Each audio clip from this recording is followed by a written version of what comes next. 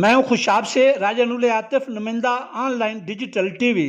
حکومت پنجاب کے احکامات کے مطابق پلاسٹک بیگز کے استعمال کی روک تھام کے لیے ڈسٹرکٹ ایڈمنسٹریشن خوشاب کے زیر اہتمام گورنمنٹ پوسٹ گریجویٹ کالج جوہر آباد میں ایک آگاہی تقریب کا انعقاد کیا گیا، جس کی صدارت ایم پی اے محترمہ ساجدہ ہیر نے کی۔ تقریب میں additional deputy commissioner revenue Khushab Adeel Haider, A D C G Khushab madam Nadia Shafiq, assistant commissioner Khushab Noman Mahmood, principal ادارہ ہادہ ملک احمد اقبال ٹیوانہ، ممتاز ماہر تعلیم شہد اقبال اور انجمن تاجران کے عہدیداران کے علاوہ مختلف شعبہ زندگی کے افراد نے بھرپور شرکت کی۔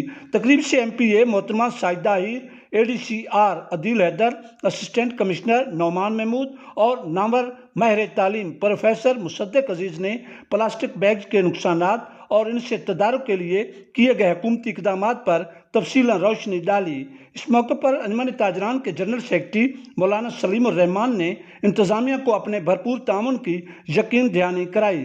تقریب کے اختتام پر اے ڈی سی جی میڈم نادیہ شفیق نے شرکائے تقریب میں کپڑے کے بیگز بھی تقسیم کیے۔